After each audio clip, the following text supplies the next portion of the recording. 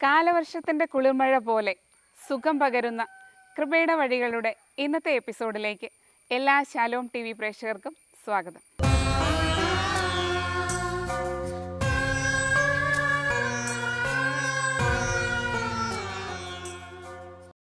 ആകാശത്തിലെ നക്ഷത്രങ്ങൾ പോലെയും ഭൂമിയിലെ മണൽത്തരികൾ പോലെയും നിനക്ക് സന്താനങ്ങൾ ഉണ്ടാകുമെന്ന് ദൈവം അബ്രാഹത്തിന് കൊടുത്ത വാഗ്ദാനം ഹൃദയത്തിൽ ഏറ്റുവാങ്ങിയ പാലാ രാമപുരം സ്വദേശി സാബുവിൻ്റെയും ഭാര്യ അനിതയുടെയും പൈതങ്ങളുടെയും നിറം കലർന്ന കുടുംബജീവിതത്തിൻ്റെ വിശേഷങ്ങളിലൂടെയാണ് ഇന്നത്തെ കൃപയുടെ വഴികൾ കടന്നു പോകുന്നത്. അവരുടെ കുടുംബവിശേഷങ്ങളിലേക്ക്.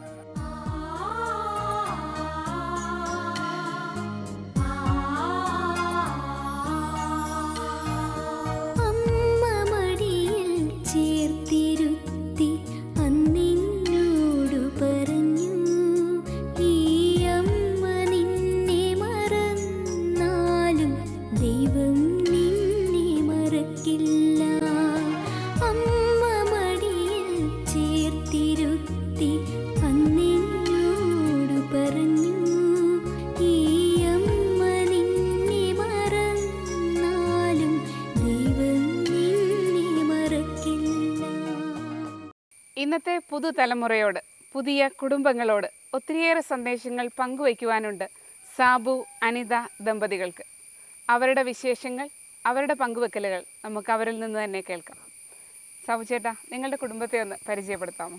ഞാൻ സാബു. ഞാൻ പാലായ്ക്കടുത്ത് ഏഴാച്ചേരി എന്ന ഗ്രാമത്തിൽ താമസിക്കുന്നു. ഇതെൻ്റെ വൈഫ് അനിത. ഞങ്ങൾക്ക് 6 കുട്ടികളാണ്. ആദ്യം 4 ആൺകുട്ടികളും പിന്നെ 2 പെൺകുട്ടികളും. Joel, John, Jeremy, Joshua, Leah and Rosa. നിങ്ങൾ രണ്ടുപേരും എന്ത് ചെയ്യുന്നു? ഞാൻ കൃഷിയാണ് എൻ്റെ പ്രധാന തൊഴിൽ. അനിത ഹൗസ് വൈഫാണ്. നിങ്ങളുടെ കുഞ്ഞുങ്ങൾ ഏത് ക്ലാസ്സിലൊക്കെ പഠിക്കുന്നത്? മൂത്ത ആൾ 9-ൽ, രണ്ടാമത്തെ ആൾ 6-ൽ, മൂന്നാമത്തെ ആൾ 3-ൽ, നാലാമത്തെ ആൾ 1-ൽ, പിന്നെ 2 പേര് സ്കൂളിൽ പോകുന്നില്ല.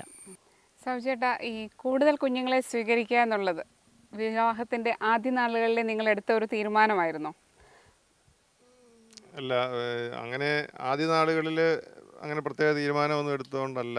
സത്യം പറഞ്ഞാൽ അങ്ങനെ ഒരു തീരുമാനം എടുക്കുന്നതിന് മുമ്പ് തന്നെ ഞങ്ങളുടെ ആദ്യത്തെ കുട്ടി ജനിച്ചു. കാരണം ഞങ്ങളുടെ ഫസ്റ്റ് ഇങ്ങനെ കല്യാണ വാർഷികത്തിന് മുമ്പ് തന്നെ ആദ്യത്തെ കുട്ടി ജനിച്ചു. അപ്പോൾ അത്ര നേരത്തെ വേണ്ടായിരുന്നു, കുറച്ച് കഴിഞ്ഞൊക്കെ മതിയായിരുന്നു എന്നൊരു തോന്നലുണ്ടായിരുന്നു. പക്ഷേ കാലക്രമേണ കുറച്ച് കുട്ടികളും കൂടെ ഇങ്ങനെ ഉണ്ടായി കഴിഞ്ഞപ്പോൾ വീണ്ടും കുട്ടികളുണ്ടായാലും കുഴപ്പമില്ല, അതൊരു നല്ലതാണ്, അത് കൂടുതൽ നല്ലതാണ് എന്നൊരു തോന്നൽ വന്നു. കൂടുതൽ നല്ലതാണെന്ന് തോന്നാൻ കാര്യം എന്താ? നല്ലതാണെന്ന് തോന്നാൻ കൂടുതൽ കുട്ടികൾ ഉള്ളത് കൊണ്ട് മറ്റുള്ള ആൾക്കാർ പറയുന്ന മറ്റൊരു പ്രശ്നങ്ങളും എനിക്ക് ഫീൽ ചെയ്തിട്ടില്ല. ഒരു കുട്ടികൾ കൂടുതലുണ്ടെങ്കിൽ അവർ തമ്മിൽ കാര്യങ്ങൾ നല്ലപോലെ ചെയ്യുകയും നമുക്ക് കൂടുതൽ കുട്ടികളുള്ളതുകൊണ്ട് വ്യക്തിപരമായിട്ട് യാതൊരു ബുദ്ധിമുട്ടും എനിക്ക് ഇതുവരെ ഉണ്ടായിട്ടില്ല. സ്കൂളിലൊക്കെ ആണെങ്കിലും അവർ തന്നെ മാനേജ് ചെയ്യും. കൂടുതൽ ക്ലോസ് ആയിട്ട് തമ്മിൽ ആ റിലേഷൻ എനിക്ക് തോന്നുന്നു കൂടുതൽ കുട്ടികളുണ്ടെങ്കിൽ ഉണ്ടെന്ന് തോന്നുന്നു. കാരണം അവർ തമ്മിൽ നല്ലപോലെ നല്ല ഐക്യത്തിലും സ്നേഹവും മറ്റുള്ള ഒറ്റയ്ക്ക് ജീവിക്കുന്നതിൽ കൂടുതൽ ഇങ്ങനെയുള്ള കുട്ടികളിൽ നമ്മുടെ കുട്ടികളിൽ എനിക്ക് ഫീൽ ചെയ്യാൻ പറ്റിയിട്ടുണ്ട്.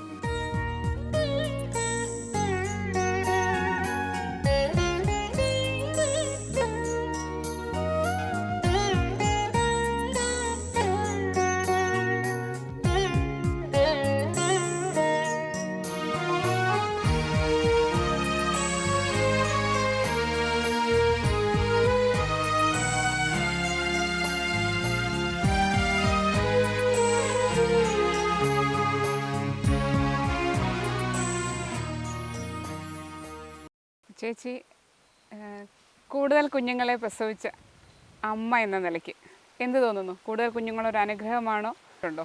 കൂടുതൽ കുഞ്ഞുങ്ങൾ തീർച്ചയായിട്ടും ഒരു അനുഗ്രഹമായിട്ട് എനിക്ക് ഫീൽ ചെയ്തിട്ടുണ്ട്. പണ്ട് മുതലേ കുഞ്ഞുങ്ങളെ വലിയ ഇഷ്ടമായിരുന്നു. അതുകൊണ്ട് അവരൊരിക്കലും ഒരു ഭാരമായിട്ട് എനിക്ക് തോന്നിയിട്ടില്ല. പിന്നെ ഈശോ നൽകിയ കൃപയാണ് ആരോഗ്യം.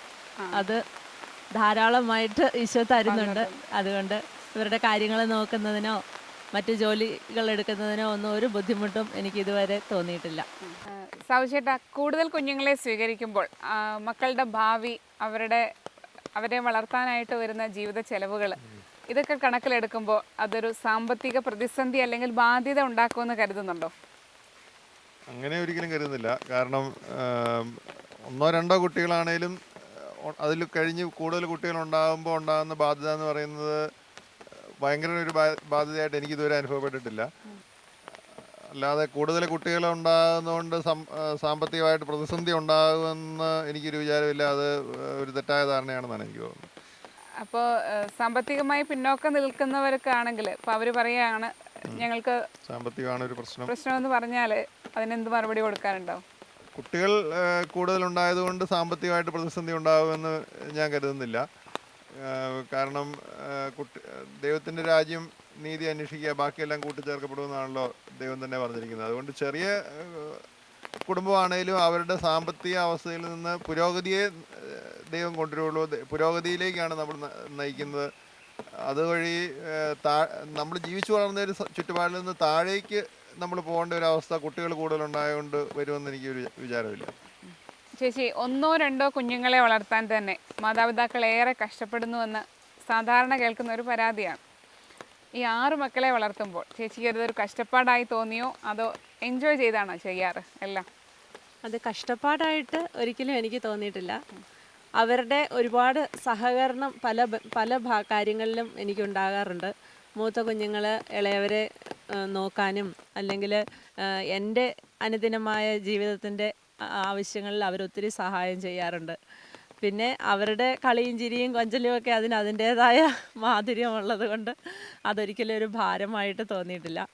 പിന്നെ അവരുടെ കൂടെ ഞാനും കളിക്കാറുണ്ട്, ഞങ്ങൾ വഴക്കടിക്കാറുണ്ട്, അല്ലാതെ അത് ഭാരമായിട്ട് തോന്നിയിട്ടില്ല. പിന്നെ അവർ തമ്മിലുള്ള കൊച്ചു അസ്വസ്ഥതകൾ ഏതൊരു വീട്ടിലും ഉണ്ടാകുന്നത് പോലെ ഇവിടെ ഉണ്ടാകുന്നുണ്ട്. കൊച്ചു പ്രായത്തിൽ തീർച്ചയായിട്ടും അവരുടെ ആ പ്രശ്നങ്ങളിൽ ചെറിയ പ്രശ്നങ്ങളൊക്കെ അവർ തന്നെ തീർക്കുകയാണ് പതിവ്. അല്ലാത്ത അസ്വസ്ഥതകൾ ഉണ്ടാകുമ്പോൾ ഞാൻ എപ്പോഴും ചെയ്യുക അവരെയും കൂട്ടി കൊന്ത ചെല്ലുകയാണ്. മാതാവിൻ്റെ ശിക്ഷണ നടപടികളിലേക്ക് പോവാറില്ല. അടി പരിപാടികളൊക്കെ ഇല്ല. അവരുടെ കൊച്ചു വഴക്കുകൾക്കിടയിലേക്ക് നമ്മൾ അടിയായിട്ട് ചെല്ലുന്നതിനേക്കാൾ എനിക്ക് കൂടുതൽ ഫലപ്രദമായിട്ട് തോന്നിയിട്ടുള്ളത് ഇതാണ്. അവരെയും കൂട്ടി ഏത് തിരക്കിനിടയ്ക്കും ഇരുന്നൊരു കൊന്ത ചൊല്ലിയാൽ എല്ലാ പ്രശ്നങ്ങളും തീർന്ന് എല്ലാ സമാധാനമാകുന്ന ഒരു സാഹചര്യമാണ് ഞാൻ കണ്ടിട്ടുള്ളത്. അതായത് മക്കൾ വഴക്ക് കൊള്ളുന്ന ആ സ്പോട്ടിൽ അവർ പരാതിയായി വരുമ്പോൾ അവരെ കൂട്ടിയിരുത്തി കൊന്ത ചെല്ലാറുണ്ട്. നല്ലൊരു മാതൃകയാണ്. എല്ലാ അമ്മമാർക്കും എല്ലാ അപ്പന്മാർക്കും കൈക്കൊള്ളാവുന്ന നല്ലൊരു മാതൃകയാണ്. സാധാരണ എല്ലാ മാതാപിതാക്കളും മക്കളെ ശിക്ഷിക്കാനായിട്ടാണ് ശ്രമിക്കാറ്. അത് വേറിട്ടൊരു ചിന്തയും കാഴ്ചപ്പാടുമായിട്ട് നിൽക്കുന്നത് വളരെ നല്ലൊരു മാതൃകയാണ്. എന്തായാലും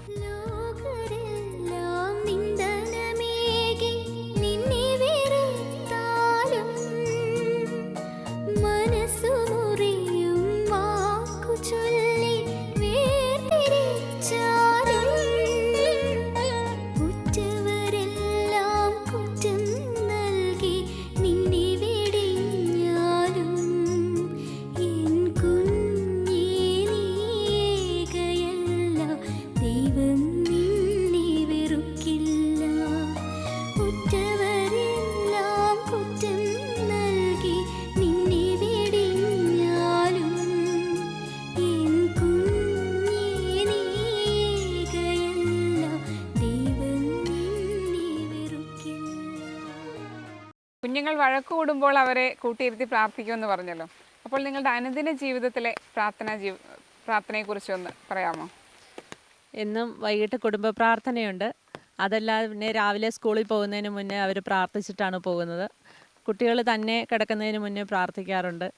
പിന്നെ ഞങ്ങൾ കൂടുതലായിട്ടും എൻ്റെ അനുദിന ജോലി തിരക്കുകൾക്കിടയിൽ ഞാൻ അടുക്കളയിലായിരിക്കുമ്പോഴും തുണി അലക്കുമ്പോഴും ഒക്കെ ഈശോയോട് എൻ്റെ പേഴ്സണലായിട്ട് വർത്തമാനം പറയുന്ന ഒരു സ്വഭാവം എനിക്കുണ്ട്. അത് ചെറുപ്പത്തിലെ അമ്മയിൽ നിന്ന് കിട്ടിയതാണ്. ആ ഒരു ബന്ധം ഈശോയോട് എന്താ പറയുക, എൻ്റെ പരാതികളും എൻ്റെ പരിഭവങ്ങളും എൻ്റെ ഇഷ്ടങ്ങളും നന്ദിയും സ്നേഹവും എല്ലാം അങ്ങനെ ഈശോയോട് തുറന്ന് പറഞ്ഞുകൊണ്ട് എൻ്റെ ജോലി ചെയ്യുന്ന ഒരു രീതിയാണ്. മക്കൾക്കും അതുപോലെ ഈശോയുമായിട്ട് വ്യക്തിപരമായ ബന്ധമുണ്ടാവണം എന്ന് ഞാൻ അവരോട് പറഞ്ഞു കൊടുക്കാറുണ്ട്. അതുപോലെ ഏത് അപ്പനില്ലെങ്കിലും അമ്മയില്ലെങ്കിലും ആരുടെ സാന്നിധ്യമില്ലെങ്കിലും ഏത് നിസ്സഹായ അവസ്ഥയിലും സ്വർഗത്തിലിരിക്കുന്ന എൻ്റെ അപ്പ എന്ന് വിളിച്ചാൽ അപ്പൻ ഉത്തരം തന്നിരിക്കും എന്ന് മക്കളോട് പറയാറുണ്ട്.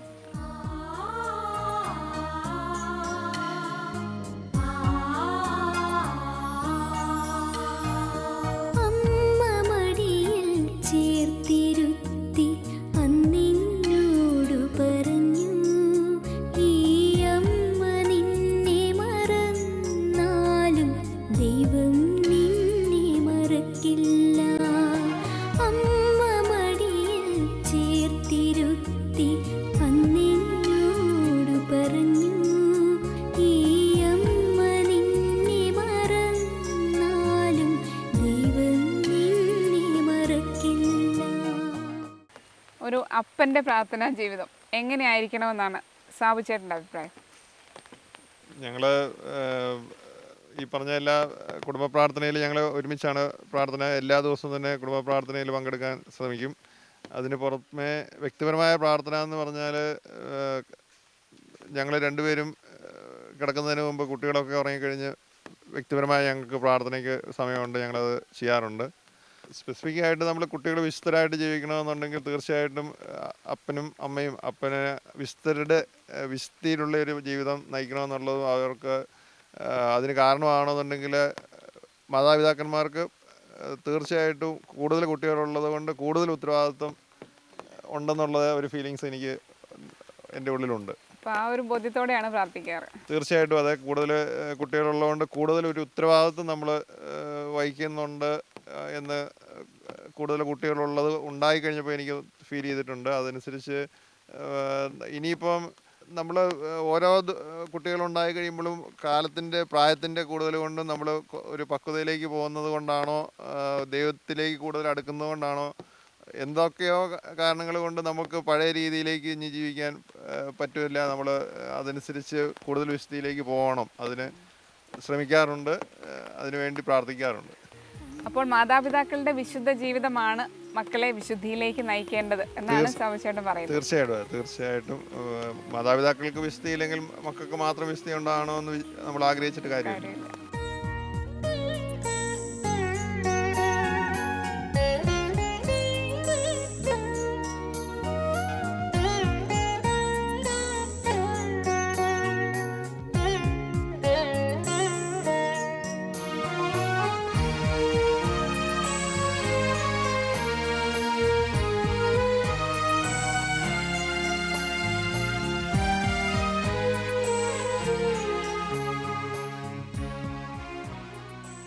കുഞ്ഞുങ്ങൾ ഭൂമിയിലെ മാലാഖമാരാണെന്ന് നമ്മൾക്കറിയാം. കുടുംബങ്ങളിൽ കൂടുതൽ ദൈവിക സ്നേഹവും ദൈവാനുഭവവും നിറയണമെങ്കിൽ കുഞ്ഞുങ്ങളുടെ സാന്നിധ്യം ഒരു അവിഭാജ്യ ഘടകമാണ്. ഈ ഒരു ബോധ്യം ലഭിച്ചവരാണ് സാബു അനിത ദമ്പതികൾ. ജോയൽ, മോൻ എന്തോ തോന്നുന്നു? കൂടുതൽ സഹോദരങ്ങളുള്ളത് ഒരു അനുഗ്രഹമായി തോന്നുന്നുണ്ടോ? വലിയ സന്തോഷമുണ്ട്. 1-2 പേരുള്ളതുപോലെ അല്ല, 6 പേരെന്നൊക്കെ പറയുമ്പോൾ ഒരു ഭയങ്കര വലിയ അനുഭവമാണ്. അപ്പോൾ ദൈവത്തിന് നന്ദി പറയുന്നു, വലിയ സന്തോഷമുണ്ട്. ജോയലിന് സഹോദരങ്ങളെല്ലാം വളരെയധികം കെയറിങ്ങോടുകൂടെ അവരുടെ കാര്യങ്ങൾ ചെയ്തു കൊടുക്കാനായിട്ട് സാധിക്കുന്നുണ്ടോ? സാധിക്കുന്നുണ്ട്, പറ്റുന്ന പോലെ ഞാൻ ചെയ്യും. ഇടയ്ക്ക് വഴക്കും ബഹളമൊക്കെ ഉണ്ടാകുന്നതേ ഉള്ളൂ. എന്നാലും അതിനപ്പുറത്തേക്ക് ഒരിക്കലും പോകാറില്ല. മക്കൾ കൂടുതൽ അനുഗ്രഹമാണെന്ന് നിങ്ങൾ പറയുമ്പോൾ ഇനിയും എത്ര കുഞ്ഞുങ്ങളെ കൂടി ലഭിക്കാനാണ് നിങ്ങൾ ആഗ്രഹിക്കുന്നത്? നമ്മൾ അങ്ങനെ പ്ലാൻ ചെയ്ത ഇതുവരെ നമ്മളങ്ങനെ മുന്നോട്ട് പോയവരല്ല. അതുകൊണ്ട് തന്നെ ദൈവം തരുന്ന അത്രയും കുട്ടികളെ വളർത്താൻ സന്തോഷമേ ഉള്ളൂ, സ്വീകരിക്കുകയുള്ളൂ. അത് മാത്രമല്ല, ഇത് എൻ്റെയോ ഞങ്ങളുടെ രണ്ടുപേരുടെയോ ഒറ്റപ്പെട്ട ഒരു സംരംഭമല്ല. ഇത് ഞങ്ങളുടെ കുടുംബത്തിലുള്ള മറ്റുള്ളവരുടെ എല്ലാവരുടെയും സഹായങ്ങൾ, ഇവരുടെ സ്കൂളിലെ ടീച്ചേഴ്സ്, സ്കൂളിലെ സിസ്റ്റേഴ്സ്, അതുപോലെ തന്നെ ഞങ്ങൾ പോകുന്ന ഹോസ്പിറ്റലുകളിലെ ഡോക്ടർ, അവരുടെ എല്ലാം സഹായങ്ങൾ ഇത് വളരെ ഞങ്ങൾക്ക് ഇങ്ങനെയെല്ലാം മുന്നോട്ട് കൊണ്ടുപോകാൻ വളരെ സഹായിച്ചിട്ടുണ്ട്. കാരണം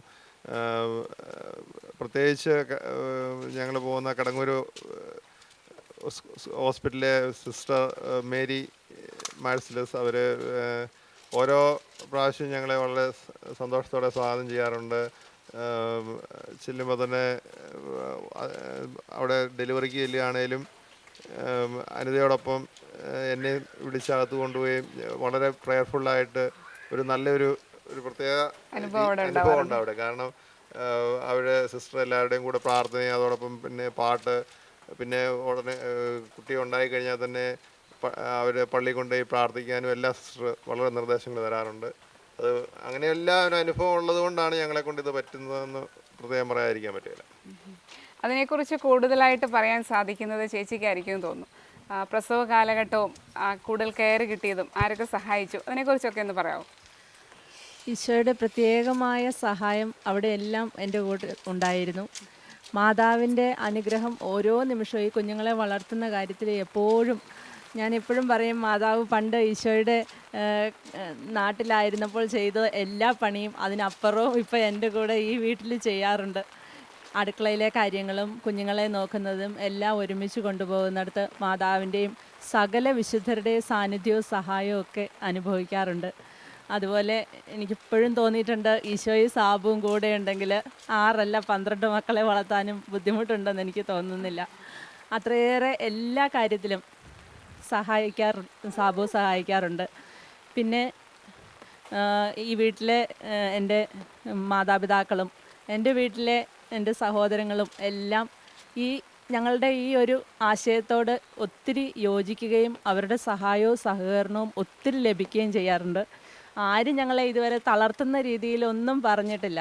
അതുകൊണ്ട് തന്നെ ഈശോയുടെ ഈ ഒരു പ്രത്യേക വിളിക്ക് ഉത്തരം കൊടുക്കുന്നതിൽ ഒരു ബുദ്ധിമുട്ടും ഞങ്ങൾക്ക് തോന്നിയിട്ടില്ല.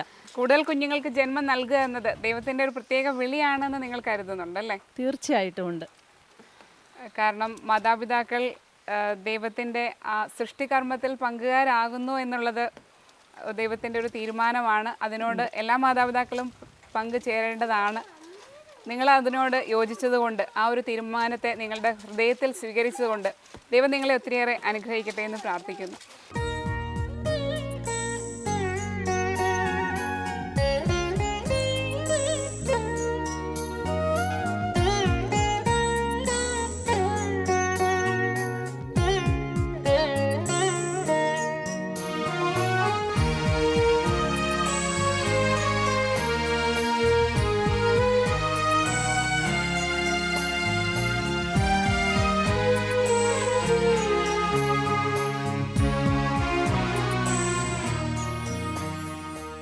ചേച്ചി, ഇപ്പോൾ ഇത് മഴക്കാലമാണല്ലോ. കുഞ്ഞുങ്ങൾക്ക് കൂടുതലായിട്ട് അസുഖം പിടിക്കുന്ന ഒരു കാലഘട്ടം. അപ്പോൾ കുഞ്ഞുങ്ങൾക്ക്, പ്രത്യേകിച്ച് കൂടുതൽ കുഞ്ഞുങ്ങളുണ്ടാകുമ്പോൾ അസുഖം പിടിക്കാനുള്ള സാധ്യത ഏറെയാണ്, അത് പകരാനുള്ള സാധ്യത ഏറെയാണ്. നിങ്ങൾക്ക് അത് മാനേജ് ചെയ്യാനുള്ള ബുദ്ധിമുട്ടും അതിലേറെ ആയിരിക്കും. ആ ഒരു കാലഘട്ടത്തെയൊക്കെ ചേച്ചി എങ്ങനെയാണ് തരണം ചെയ്യാറ്, എങ്ങനെയാണ് മാനേജ് ചെയ്യുന്നത്? ഞങ്ങളുടെ കുഞ്ഞുങ്ങളുടെ കാര്യത്തിൽ ഈശോയുടെ പ്രത്യേകമായ അനുഗ്രഹം ആരോഗ്യത്തിൻ്റെ കാര്യത്തിൽ എപ്പോഴും ഞാൻ അനുഭവിച്ചിട്ടുണ്ട്. വലിയ പനി സീസണൊക്കെ ആണെങ്കിലും 1-2 പേർക്കൊക്കെ ചെറിയ ജലദോഷമൊക്കെ തുടങ്ങിയാലും അതങ്ങനെ ആശുപത്രിയിലേക്ക് അഡ്മിറ്റ് ആകേണ്ട അവസ്ഥയിലേക്ക് ഒന്നും പോകുന്നതായിട്ട് ഞങ്ങൾക്ക് ഇതുവരെ അനുഭവപ്പെട്ടിട്ടില്ല. പിന്നെ ഓരോ കൊച്ചു കുഞ്ഞുങ്ങൾക്ക് ഭയങ്കര അസ്വസ്ഥതകൾ, ഛർദിയോ അങ്ങനെ എന്തെങ്കിലുമൊക്കെ പ്രശ്നം ഉണ്ടാകുമ്പോൾ മൂത്ത കുഞ്ഞുങ്ങളെല്ലാവരും ഒരുമിച്ചിരുന്ന് സ്തുതിച്ച് അവരുടെ തലയിൽ കൈവച്ച് പ്രാർത്ഥിക്കുന്നത് പലപ്പോഴും ഒത്തിരി ആശ്വാസപ്രദമായിട്ട് തോന്നിയിട്ടുണ്ട്. അമ്മയുടെ നിർദ്ദേശമില്ലാതെ തന്നെ മൂത്ത കുഞ്ഞുങ്ങൾ അങ്ങനെ ചെയ്യാറുണ്ടോ? അമ്മ വിളിച്ചു കഴിയുമ്പോൾ എല്ലാവരും വരും, സ്തുതിച്ച് പ്രാർത്ഥിച്ച് അമ്മയും കൂടെ കൂടും. സാവിച്ചേട്ടാ, പണ്ടത്തെ കുടുംബങ്ങളിലൊക്കെ കൂടുതൽ കുഞ്ഞുങ്ങളുള്ളപ്പോൾ കൂടുതൽ ദൈവവിളികളും ഉണ്ടായിരുന്നു. കൂടുതൽ മക്കളുള്ള കുടുംബങ്ങളിൽ നിന്നാണ് ദൈവവിളികൾ അധികമായിട്ടുണ്ടായിരുന്നത്. കുഞ്ഞുങ്ങളുടെ എണ്ണം കുറച്ചപ്പോൾ ദൈവവിളികളും കുറയുന്നു എന്ന് പറയാം. അതിനോട് എങ്ങനെയാണ് പ്രതികരിക്കുന്നത്? നിങ്ങളുടെ മക്കളെ വൈദികരോ സന്യസ്തരോ ഒക്കെ ആക്കാനായിട്ട് നിങ്ങൾ ആഗ്രഹിക്കുന്നുണ്ടോ? ആ ഒരു രീതിയിൽ അവർക്ക് പരിശീലനം നൽകാറുണ്ടോ? ഒരു സമർപ്പിത ജീവിതം അല്ലെങ്കിൽ ഒരു വൈദിക ജീവിതം എന്ന് പറയുന്നത് ഈശോയുടെ ഒരു തിരുരക്തവും തിരുശരീരവും എടുത്ത് ഉയർത്താൻ സാധിക്കുക എന്ന് പറയുന്ന ഒരു വലിയ കാര്യമാണെന്ന് ഞങ്ങൾ ഇവരോട് പറയാറുണ്ട്. അങ്ങനെ ഒരു സമർപ്പിത ജീവിതത്തിലേക്ക് വിളി കിട്ടണമെന്ന് ഞങ്ങൾ ആഗ്രഹിച്ച് പ്രാർത്ഥിക്കാറുമുണ്ട്. അതിന് ആരെയും അങ്ങനെ കമ്പൽ ചെയ്യല്ല, പക്ഷേ അവരവർ സ്വയം ആ വിളിയുടെ മഹാത്മ്യത്തെക്കുറിച്ച് ഞങ്ങൾ തീർച്ചയായിട്ടും പറഞ്ഞു കൊടുക്കാറുണ്ട്. അതിനു വേണ്ടി പ്രത്യേകം ഞങ്ങൾ പ്രാർത്ഥിക്കാറുമുണ്ട്. അതിനെപ്പറ്റി മക്കളെക്കുറിച്ച് കൂടുതൽ പ്രതീക്ഷകൾ എന്തൊക്കെയാണ്? ഭൗമിക കാര്യങ്ങളിൽ അവരേതെങ്കിലും തരത്തിൽ ഉയർച്ചയിലെത്തുന്നതിനേക്കാൾ എന്നും ഈശോയുടെ മുന്നിൽ ഈശോയുടെ വഴിയിലൂടെ നടക്കുന്ന മക്കളായിട്ട് വിശുദ്ധരായിട്ട് ജീവിക്കുകയാണ് ഞങ്ങൾക്ക് ഏറ്റവും ഇഷ്ടം എന്ന് എപ്പോഴും അവരോട് പറഞ്ഞു കൊടുക്കാറുണ്ട്. അതുപോലെ ദൈവവിളിയുടെ മഹത്വത്തെക്കുറിച്ചും ജീവിതത്തിൽ കുറേ കാശുണ്ടാക്കുക എന്നതിനപ്പുറത്ത് ഈശോയ്ക്ക് ഏറ്റവും അനുയോജ്യമായ ജീവിതം നയിക്കുന്നവർക്കാണ് സ്വർഗം, ആ നിത്യജീവിതത്തിൻ്റെ മഹത്വത്തെക്കുറിച്ചും അവർക്ക് പറഞ്ഞു കൊടുക്കാറുണ്ട്. സാബുചേട്ടാ, നാം ഒന്ന് നമുക്കൊന്ന് എന്ന കാഴ്ചപ്പാടുകളുള്ള ഇന്നത്തെ പുതിയ തലമുറയിലെ ദമ്പതികളോട് എന്താണ് പറയാനുള്ളത്? സ്വന്തം സുഖങ്ങൾക്ക് വേണ്ടി കൂടുതൽ മക്കൾ വേണ്ട എന്ന് തീരുമാനമെടുക്കുന്നത് വെറും ഒരു മൗഢ്യത്വമായിരിക്കും. അത് ഉപരി സ്വന്തം കൂടുതൽ മക്കളുള്ളത് തന്നെയാണ് എല്ലാ കാര്യങ്ങൾ ഏത് കാരണം കൊണ്ടാണേലും അത് കൂടുതൽ മെച്ചകരമായിരിക്കും എന്നുള്ളതാണ് എൻ്റെ അഭിപ്രായം. കൂടുതൽ ദൈവാനുഗ്രഹമായിരിക്കും. കൂടുതൽ ദൈവാനുഗ്രഹം ലഭിക്കാനും കുട്ടികളെ വളർത്താനും കുട്ടികളുടെ ആത്മീയവും ശാരീരികവും മറ്റെല്ലാ വിധത്തിലുള്ള വളർച്ചയ്ക്കും കൂടുതൽ കുട്ടികൾ ഉള്ളത് കൂടുതലും നല്ലതായിരിക്കും. സഹോദരങ്ങൾ പരസ്പരം പങ്കുവെച്ച് ജീവിക്കുന്നതിലൂടെയാണ് അവർക്ക് കൂടുതൽ സ്നേഹവും മറ്റുള്ളവരോടുള്ള സ്നേഹവും ദൈവത്തോടുള്ള സ്നേഹവും അതുവഴി കൂടുതൽ അവർക്ക് അനുഭവിക്കാൻ സാധിക്കും. അത് അങ്ങനെ വേണമെന്നാണ് ഞങ്ങളുടെ ആഗ്രഹം. ഇത്രയധികം മെസ്സേജ് ശാലോം ടിവിയിലൂടെ പുതിയ തലമുറയ്ക്ക് കൈമാറിയ നിങ്ങളെ ദൈവം സമൃദ്ധമായി അനുഗ്രഹിക്കട്ടെ. കൂടുതൽ കുഞ്ഞുങ്ങൾ ഇനി നിങ്ങളുടെ കുടുംബത്തിൽ പിറക്കട്ടെ എന്ന് ആശംസിക്കുന്നു. നന്ദി. താങ്ക്സ്.